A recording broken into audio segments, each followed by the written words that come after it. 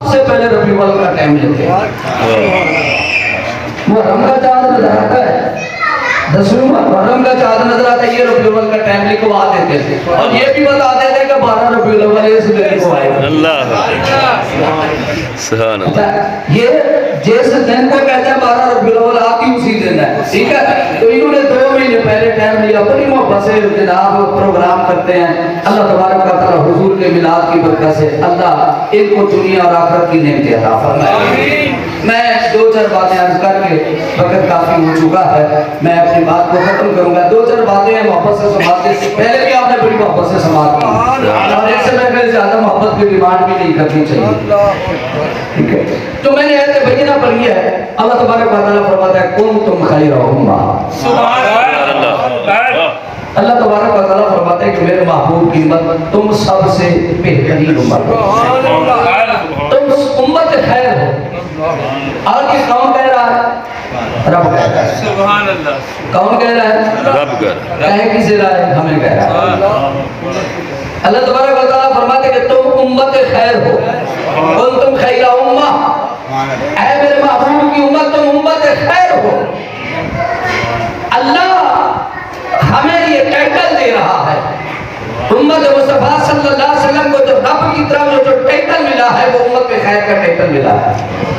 آج کسی کا پیر اپنے مرید کی تعریف کرے,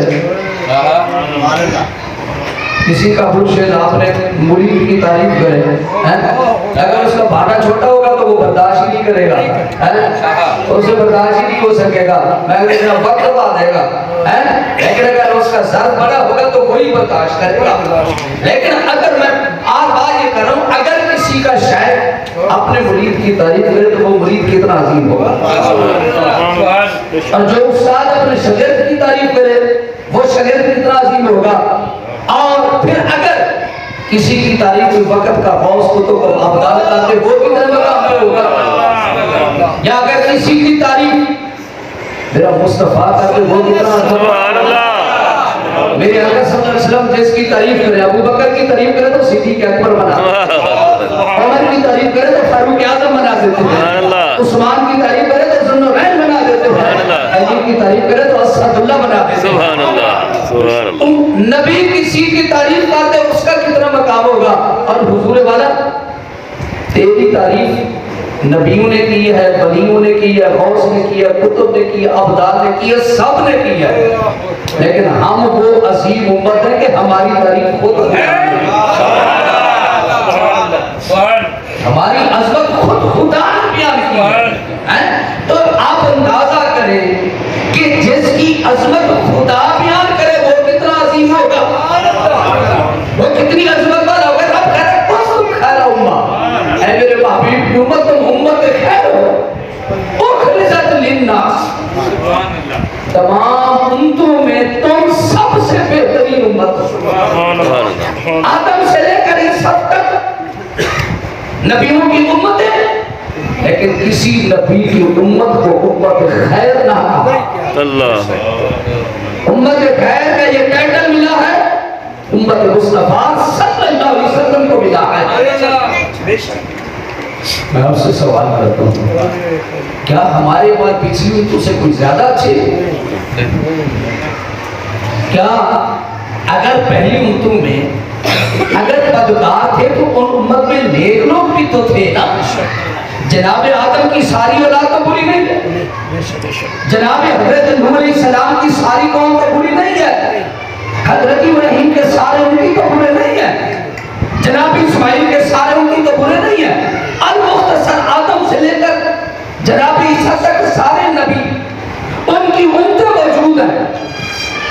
یہ نہیں ہے کہ ان امتوں میں نیک نہیں ہے, صالح لوگ نہیں ہے, متقی اور پرہیزگار لوگ نہیں ہیں, ایسا نہیں ہے. متقی بھی ہیں, نیک بھی ہیں, پرہیزگار بھی ہیں, صالح بھی ہیں, ان میں بدکار بھی ہیں. لیکن رب نے کسی نبی کی امت کو امت خیر نہیں کہا. سبحان اللہ. آدم کو امت دی لیکن امت کو امت خیر نہ کہا. نوح کو امت دی لیکن امت خیر نہ دی. ابراہیم کو امت دی لیکن امت خیر نہ بنایا. اسماعیل کو امت دی لیکن امت کو امت خیر نہیں بنایا. حضرت موسیٰ کو امت دی لیکن امت کو امت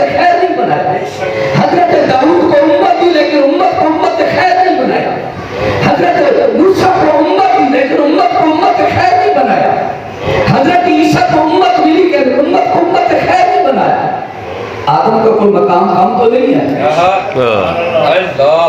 جناب آدم کو کوئی مقام کم تو نہیں ہے؟ حضور والد سارے رسولوں کا باپ، سارے نبیوں کا باپ، سارے پیغمبروں کا باپ، غوث، کتب، ابدال، صحابہ، تبع، تابعین، مفسرین، محدثین، مقررین، حافظ، قاری، سب کا باپ۔ اللہ اکبر، کسی کا بیٹا حافظ بن جائے، کسی کا بیٹا پیر بن جائے، کسی کا بیٹا عالم بن جائے، کسی کا بیٹا ڈاکٹر بن جائے، ایک بیٹا بن جائے جناب، ایک بیٹا بن جائے، وہ باپ خوش قسمت ہوتا ہے یا جس کی ساری اولاد۔ بات یہ عرض کر رہا ہوں، جناب آدم ساری انسانیت کا باپ، حضرت آدم امام الانبیاء کا بھی باپ، محمد عربی کا بھی باپ ہے، سارے نبیوں و رسولوں کے باپ ہے۔ آدم کا مقام کوئی کم تو نہیں ہے، مقام اتنا ہے لیکن امت کو امت خیر نہیں بنائی۔ حضرت نوح کا کوئی مقام کم تو نہیں ہے، حضرت ابراہیم کا کوئی مقام کم تو نہیں ہے، رب نے خلیل اللہ بنایا، آدم کو صفی اللہ بنایا، نوح کو نجی اللہ بنایا، اسماعیل کو ذبیح اللہ بنایا، داؤد کو کلمت اللہ بنایا، موسیٰ کو کلیم اللہ بنایا، عیسیٰ کو روح اللہ بنایا، لیکن امت کو امت خیر نہیں بنایا۔ توجہ آ رہی ہے؟ لیکن ہمیں امت خیر بنایا، مولا وجہ کیا ہے؟ اس امت کو امت خیر کیوں بنایا؟ گناہگار، بدکار، سیاہکار کون سا گناہ ہے جو اس امت میں نہیں پایا جاتا؟ کون سی بدکاری ہے جو اس امت میں نہیں پائی جاتی؟ کون سا گناہ چھوڑا اس امت نے؟ کون سا ظلم چھوڑا اس امت نے؟ کون سا جبر چھوڑا اس امت نے؟ لیکن مولا پہلے اردو کو امت خیر نہیں بنایا، اس امت کو امت خیر بنا رہا ہے، تو جواب آیا اے مصطفیٰ کے ماننے والوں، امت کا مقابلہ امت سے نہ کرنا۔ سمجھ آ رہی ہے؟ اپنا مقابلہ آدم کی امت سے نہ کرنا، اپنا مقابلہ ابراہیم کی امت سے نہ کرنا، اپنا مقابلہ اسماعیل کی امت سے نہ کرنا، اپنا مقابلہ موسیٰ کی امت سے نہ کرنا، اپنا مقابلہ عیسیٰ کی امت سے نہ کرنا۔ تو اسے بڑے بڑے متقی بھی آئے ہیں، پرہیزگار بھی ہیں، مولا پھر ہمیں امت خیر کیوں بنا؟ فرمایا سن، امت کا مقابلہ امت سے نہ کر، یہ دیکھ کے تمہیں نبی کتنا اعلیٰ ہے۔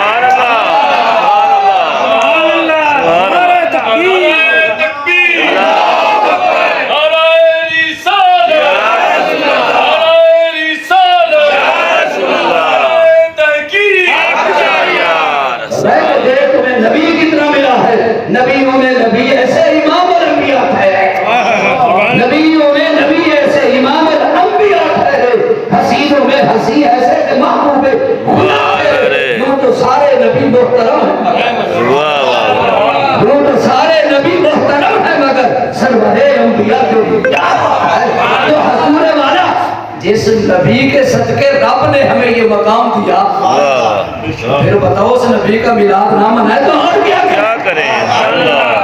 لوگ ہمیں کہتے ہیں نبی کا میلاد کیوں مناتے ہو؟ میں نے کہا حضور اس لیے آج اللہ نے ہمیں جو عزت دی ہے اس میلاد والے نبی کے صدقے دی ہے، میلاد والے نبی کے صدقے دی ہے۔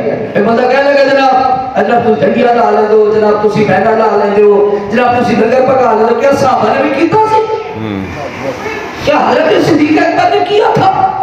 جناب تم چھٹیاں لگا رہے ہو، بینر لگا رہے ہو، نوجوان بیچارے آج کل ان کو پاگل بنا لیتے ہیں۔ سنو، کہتے جی جھنڈیاں تم لگاتے ہو، کیا حضرت ابوبکر نے جھنڈیاں لگائی تھی؟ میں نے کہا جناب جب حضرت صدیق اکبر کا دور تھا، جب حضور کا دور تھا، وہ جھنڈیاں کہاں سے لگاتے ہیں؟ یہ اس وقت کی بات ہے جب قرآن کو لکھنے کے لیے کاغذ نہیں ہوتا تھا، قرآن ٹھیکروں پہ لکھا جاتا، قرآن پاک کو ہڈیوں پہ لکھا جاتا، قرآن پاک کو درخت کی کھال پہ لکھا جاتا، چمڑے پہ لکھا جاتا، کاغذ ہوتا ہی نہیں تھا۔ اور جب قرآن کے لیے کاغذ نہیں تھا تو جھنڈیاں کہاں سے لے کے آتے؟ کہتے جناب تم بڑے بڑے بینر لگا لیتے ہو، تو صحابہ نے لگایا تھا۔ میں نے کہا جو صحابہ نے کیا تو کر ہی نہیں سکتا۔ اللہ اکبر، چول جی آپ صحابہ کی بات کرتا ہے، صحابہ نے تو اپنے بچے بھی نبی پہ قربان کر دیے، صحابہ نے بچے قربان کیا کہ حدیث پاک میں موجود ہے۔ آقا علیہ السلام جنگ کی تیاری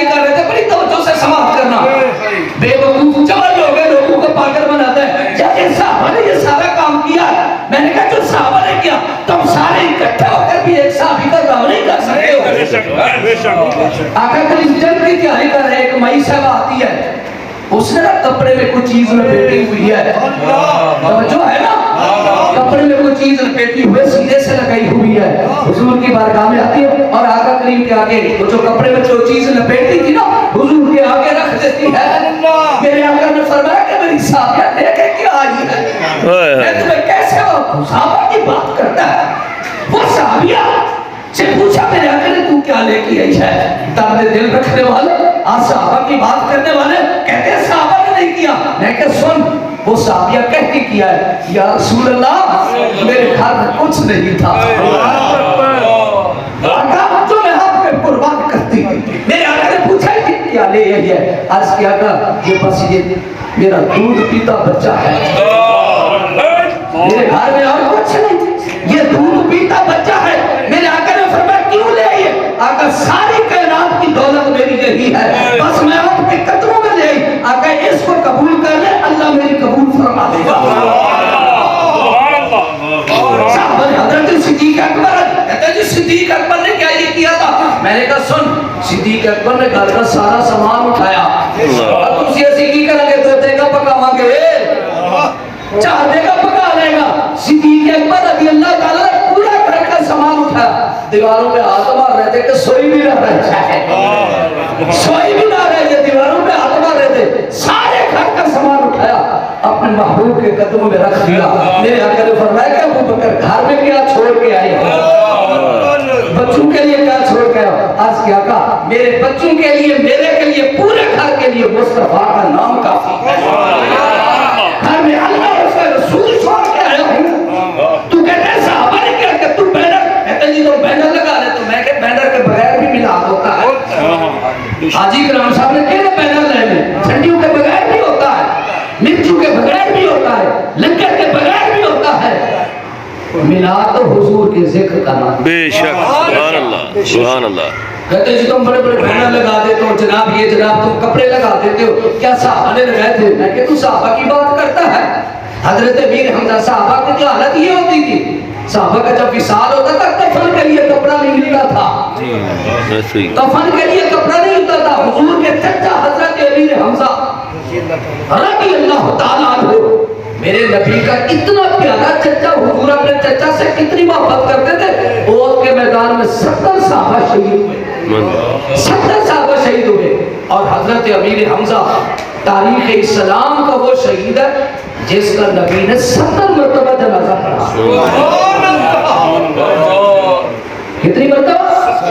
70 مرتبہ۔ آپ اندازہ کریں نبی اپنے چچا سے کتنی محبت کرتا ہوگا، ہر صحابی کا علیحدہ جنازہ پڑھا جاتا، ایک کا جنازہ پھر دوسرا پھر تیسرا، لیکن میرے آقا نے فرمایا میرے چچا کو نہیں اٹھانا۔ حضرت امیر حمزہ کا 70 مرتبہ جنازہ پڑھا۔ بات یہ کر رہا تھا، اور جب حضرت امیر حمزہ کو کفن دیا گیا نا، جو چادر پہنی ہوئی تھی، جو اس چادر کو پہنا تھا نا حضرت امیر حمزہ کو اس میں کفن دیا، لیکن وہ چادر چھوٹی تھی، سال کو چھپاتے تھے تو پاؤں ننگے ہو جاتے تھے، پاؤں چھپاتے تھے تو سال ننگے ہو جاتے تھے، پھر کیا ہے سال کو ڈانپ دیا اور پاؤں کے اوپر گھاس رکھ دیا۔ تو صحابہ کی بات کرتا ہے، صحابہ نے کیا کیا؟ جناب تسی دے کے پکا تو کیا صحابہ نے لنگر پکائے تھے؟ خندق میں، غزوہ خندق میں پتہ ہے صحابہ کہتے ہیں ایک کھجور 2 صحابی کھاتے تھے۔ کتنی؟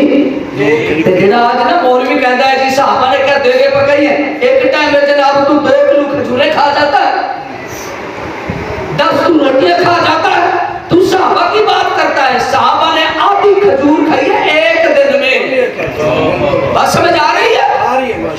آدھی کھجور کھائی ہے ایک دن میں، آدھی کھجور کھا کر پھر خندق کھودتے تھے، اور جب آدھی کھجور بھی نہیں ملی نا تو صحابہ نے کیا کیا؟ اپنے پیٹ پہ پتھر باندھے۔ پھر جب امام الانبیاء کے پاس گئے نا، عرض کیا کہ بھوک لگی ہوئی ہے، پیٹ پہ پتھر باندھے ہیں حضور والا، پھر میرے آقا نے جب اپنی قمیض مبارک اٹھائی نا تو میرے آقا نے فرمایا میرے یارو تم نے ایک باندھا، تمہارے نبی نے 2 باندھے۔